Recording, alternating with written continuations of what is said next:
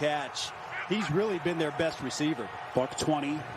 Carr again. Quick strike. It's caught. Waller breaking free. Waller still on his feet, and he will stroll into the end zone for the touchdown. All kinds of breakdowns for the Jets, and the Raiders in front. All right, we are back here on the podcast talking fantasy football. That call courtesy of CBS's Spiro Deed. If you had Darren Waller on your fantasy team last week, you picked up a win. You got 200 yards receiving, 2 touchdowns. Joining me today, somebody I like to talk about fantasy football with. He works for SportsGrid. He's a bit disappointed his Steelers finally lost this week. Alex Fasano is here. Alex, how are you? I'm good, Mike. Thanks for having me again. My condolences on your Steelers. A little disappointed, but as Coach Tom would always say, you can be disappointed on Monday or Tuesday, but then after that, it's back to work. So, short memories. Yeah, were you fortunate enough to have Darren Waller on any of your fantasy teams this week? I was not, and actually tight ends are one of my struggles this year for a multitude of reasons. It's just rough position this year for tight ends. It's definitely a rough year this year. I mean, I'm in 2 leagues. I did not make the playoffs in either league. How about you? Did you have more luck than I did? Yeah, actually, last year I did 8 leagues. I think I made the playoffs in 2 of them. I won a championship in one of my this is an 8-year league, so I am the defending champion. I also have the highest record in that same league again, so I'm hoping to go back-to-back in that league. But I have about 3 or 4 of my teams this year. I only did 6 leagues this year. I got 3 or 4 of my teams in the postseason as of now, so we're looking pretty good. Yeah, I'm the defending champ in one of my leagues as well. I'm not going to win that league. I have the trophy for a couple more weeks, but I am playing for some pride in this week. I'm playing, my team is in 11th. They're playing the guy who's in last. We put $20 on the line. We are playing for a sandwich at our favorite deli. That's the prize this week. Hey, exactly. It's always fun to play till the end. And if you happen to get one of those top teams trying to make it into the playoffs, it's always fun to play spoiler too. So I always appreciate and respect fantasy players who go till the end, no matter what their record. Yeah, plus I don't want to finish in last place, so I'm going to try and go all out here. There you go. Exactly. Yeah. Speaking of this year, this year when I began, I kind of wrote it off. I said, this is going to be difficult because of the COVID situation and guys not practicing, guys getting hurt, guys sitting out. And I feel like this has been one of those years where it's just so hard to actually manage this year because of all these issues. Yeah, and that's one of the age-old fantasy adages is, teams with depth go the furthest. And this is a specific year for depth. The teams that were able to draft a lot of positions, specifically, like I said before, tight ends and, the flex players that just wait and sit on your bench until they come out and step up. So it's always good to have a lot of depth on your team, specifically this year with COVID. Yeah, and COVID definitely wrecked things because obviously, you couldn't play on the bye weeks because the NFL changed a bunch of them because of COVID outbreaks with the Patriots and the Titans over there. Plus, I don't know about you, but I personally kept the backup quarterback on my roster the entire year. Something I never usually do if I have a stud. I usually just drop the guy, but I can't afford to be without one. Yeah, actually, I never kept the backup quarterback on my roster. I did stream a couple leagues where my starter was, I didn't draft a quarterback at a reasonable time. I just said I'll play around with one of these 2 leagues. But I never had 2 quarterbacks on my bench. But kudos to you. That's a good strategy. Yeah, I had him on my bench. It doesn't matter for me, but since you're the one I've seen going to the playoffs, let me ask you this. Are you playing your strategy any differently knowing that there's the COVID issue out there and games that get postponed on a whim? You could have key guys ruled out. Are you trying to be more flexible? Obviously, you want to stay flexible. I actually have to deal with a lot of my teams with the Will Fuller suspension. This was my first week with that. So, again, it's all about the depth and who you can plug in. I put in, Claypool, which obviously didn't work out this week. I could find, maybe a Zach Moss, again, another one who didn't play out this week. But, again, it's the depth that's the key. And it's just you have to be flexible. I'm not really changing my strategy or anything. It's just I'm not really looking the waiver wire. I trust who I have on my benches, and I just got to plug and play the right one. Yeah, I hear you there. And this year as a whole has been very interesting because I feel like if you look back at the first round of the drafts, a lot of the guys that went there didn't end up meeting expectations, but we did have some surprises. Who are some guys who popped out to you as boy, they were surprised this year, and they really helped out their teams? For me, first glance is obviously James Robinson. For Jacksonville, the rookie has almost 1,000 yards this year. And he has beaten me a couple of times throughout my leagues, and I recognize him well. So James Robinson, one of the surprises. Justin Herbert, too, you think of just as quarterbacks, obviously. You have those rookies that'll pop up. Joe Burrow when he was healthy. Hope he's recovering well. it's just all those the rookies, really. It's really the rookies. And also, too, you mentioned him, Darren Waller. Well, not really a tight end everyone expected. He played well towards the end of last year, but like this year, I mean, 1 week he has 13 points, the next he'll have 5, but then he'll pop off for 20 points the next week, and he'll go back down to 5. And then, like we just saw, he had like a 45-point game in some leagues this past week against the Jets. So there's a couple that just immediately come to mind. Yeah, I think for me, the guy that comes to mind is Justin Jefferson on the Vikings, who got drafted to replace the Stephon Diggs role. Now he's one of the NFC leaders in touchdown receptions. He's been a big play machine. If you drafted him, you did very well. Yeah, I actually drafted him in one of my leagues. I was very surprised. He actually pushed me into the playoffs in one of my leagues. So kudos to Jefferson, and they really do have a stud there. I think he just broke a record for like Randy Moss or something. He now the first 1,000 yards season for a Viking since Randy Moss, I believe, or something like that. So kudos to Jefferson. Yeah, he's a very, very good play. Yeah, all those rookie wide receivers have done well. You mentioned James Robinson, the rookie running back. Let's go the other way. Let's talk about some of the disappointments. I feel like I said, the top of the first round, I feel like a lot of the running backs got hurt or didn't anything. Remember Christian McCaffrey, Saquon Barkley was a debate in August for the draft. None of them, like obviously, both have been hurt. I think to me, the biggest disappointment is Lamar Jackson, because you drafted Lamar thinking you'd get a repeat of last year. You've gotten basically an average fantasy quarterback. Definitely. Lamar hasn't been, showing like the Lamar he was last year, but there are still a couple weeks. These are still the playoffs, and he is ready to bounce back and play hard. So I expect if you have him in your on your roster, the playoffs are going to be the best place for him. But in talking about busts, like you said, it's the injuries. So first one that comes to mind, obviously, run CMC, Christian McCaffrey. Just a shame what happened to him, and he was a first-round draft pick in almost every single league ever. So Zeke too, not really an injury excuse, but Zeke. I mean, 4 out of the last 5 weeks, he's only got about single digits in terms of fantasy points. So that's not really the Zeke we know. Obviously, we'll see what happens. Again, there's still a lot of football left to play, and these are the playoffs in fantasy. So, but Zeke really hasn't been the Zeke we know. And one that plagued me specifically, and I keep mentioning tight end because this year is just so rough for tight end, Jonnu Smith. I mean, he started out the season so hot. His first 4 games, he went into double digits. And then the next 3 games, it's 2 points, 1 point, 4 points. He had 0 points this past week. He wasn't even in the game, I think. It's just so rough when you think you have a solid tight end because of how scarce it is at that position. And then he just falls off the cliff in the middle of the season. So, yeah, Jonnu Smith, not one of my best fantasy players right there. Big fantasy bust. Yeah, let me give you my top 3 picks in my league, and you can guess how my league went based on this. First round was Julio Jones. Number 2 was Lamar.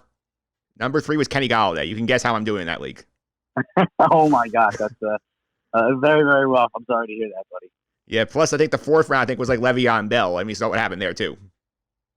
Oh man, I actually had one of my teams had Le'Veon Bell, Saquon Barkley, and Keenan Allen too. So I think he's my only strong point at this point. Yeah, it was funny because for a while I thought, okay, if they guys get healthy, I'll be fine. I have enough firepower. Then just never got healthy. Yeah, too bad. Injury plague season. It's rough on everybody. Yeah, absolutely. And let's go to this week, because obviously, if you are fortunate enough to make the playoffs and you have a need, let's look at the waiver wire. Who are some guys that you say, I got to go grab this week to help me out? Well, again, I reiterate, the teams with the depth are going to go far. So hopefully you stacked up and built your bench throughout the upcoming weeks. Some leagues, I know one of my leagues actually closed the waiver wire for non-playoff contenders. So you really got to jump on them when you can. The only one that comes to mind, in my opinion, Kiki QT. I mean, he had 141 yards last week against the Colts' coveted defense that everybody loves to praise. And this week he's going up against Chicago. And Chicago, we're looking at a team that allows about 350 yards total per game. So I think QT is there. He's stepping up in Will Fuller's absence for being suspended. I unfortunately did not jump on the waiver wire fast enough for Kiki QT. So if he's still there, get him while he's hot. Yeah, I also throw out there, if you are desperate for running backs, you could, I know this is going to be a stinko bomb here, but you can go to the Jet backfield because both Ty Johnson and Josh Adams looked very good last week, and Frank Gore is out with concussion. So if you are desperate for running back help, that might not be a bad place to go. Absolutely. Running backs are, again, another tough position. You want the pass catching backs, but when it comes down to it, if you need a running back, just go for someone who's going to start. And in this case, yes, like you said, Frank Gore being out. Shame about Frank Gore, too. Yeah, the one thing that's cost you with Frank Gore is that if he's healthy, Adam Gase will run him into the ground, despite the fact that the other two guys are more effective runners, and Gore should only be a short yardage guy at this point in his career. But what do we know? We are just fantasy football owners. He's an NFL head coach. Exactly, and no one knows what's going through Adam Gase's head.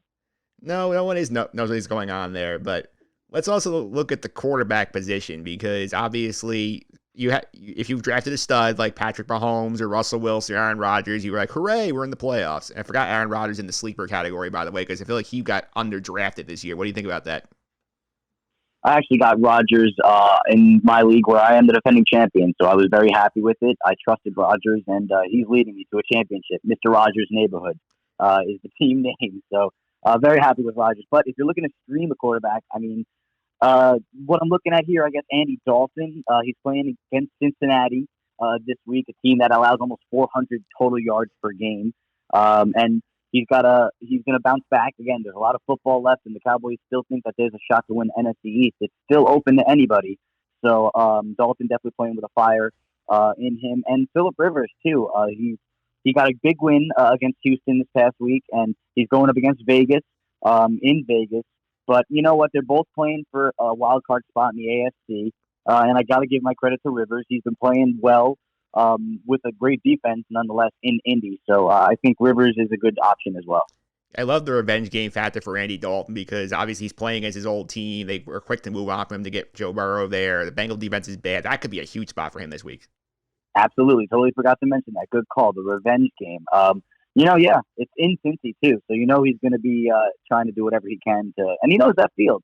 He knows that stadium. So maybe give a little edge to Dalton.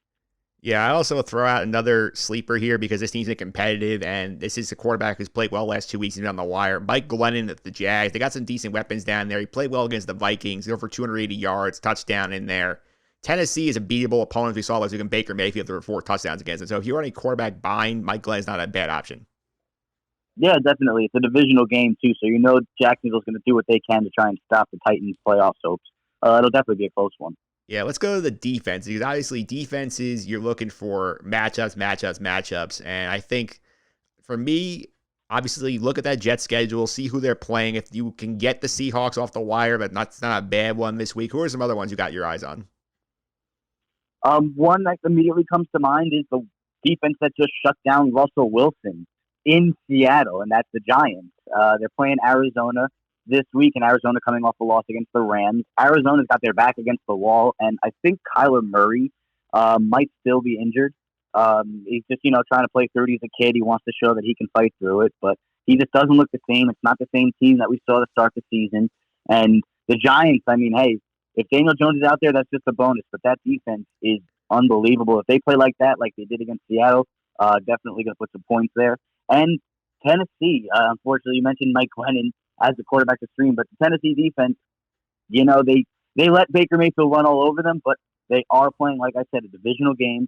Their backs are against the wall. They're playing for the division at this point, hoping that the Colts can get another loss under their belt. But Tennessee, I think, is still a viable option. Yeah, also throughout the Washington football team as well. We saw what they did to the Steelers yesterday, and I mean, they got a game against the 49ers in Glendale this week. If they have a good shot there. Their Week 16 matchups in Carolina, that's one they can do well in. Week 15, you want to avoid them against the Seahawks, sure, but this team can get some sacks, and you know what? This is a good play this week to try and get you into the next round. Sure, Washington, that front line is unbelievable. I'm just worried that they might not be on the waiver as available as you think, because not even after this past week, but over the last couple of weeks, the Washington defense has shown their stuff, so I wouldn't be surprised if they're very scarce on your waiver wire. So if he's there, definitely grab the Washington football team defense. Yeah, and unfortunately, the pick on the Jets strategy might not work very well. But what about the pick on the Bears strategy? I think that's also a decent option. The Bears? Oh, yeah, absolutely. They're playing Houston this week, too. Something where, Deshaun Watson is definitely upset about his losses. So maybe he's a little in his head a little bit. So Chicago can take advantage of that as well. Yeah, because I think with the Bears offense just being so bad, I mean, they got gains here. You could say, okay, maybe the Texan defense is on your wire. They haven't been great. They're somebody you can keep an eye on. I think also, like, the Jacksonville defense, maybe Week 16, if that's something I could also consider. But we have to get there first. Yeah, absolutely. A lot of football left to play. There is a lot of football left to play, and you still have 3 weeks to go, unless you're one of those crazy people who plays in Week 17, and I don't think this would be the year to start doing that, in my opinion. No. I actually have most of my leagues are starting to play off this week. I think I have one or two leagues where it's like another extra added week. Not really sure why, but I think it still ends by week 16. So that'll be cool. Yeah, so I feel like this year, there's always the argument like, oh, like, does the title different this year because of COVID? I feel like, honestly, it might mean a little more considering how hard it's been. You had to be nimble to try and keep yourself up there. You had games switched on you last day, buys switched on you. You've had guys sit out because they were close contact, not even having the virus. So if you got to the end and you're winning it, I feel like good job on you. Absolutely. And like I mentioned before, one of my leagues as a defending champion with the best record in the league as we speak, knock on wood. I mean, if I could back-to-back title here, that just, like you said, adds more to it that I had to go through a COVID season to get the second title. And it's just harder, like you said, canceling games and not knowing who has COVID and who's going to step in, who's going to step up, surfing the waiver wire constantly to see who's available. It's definitely a harder year. And even if it wasn't a harder year, I think you still got to be proud. A fantasy championship is a fantasy championship. That's an accomplishment.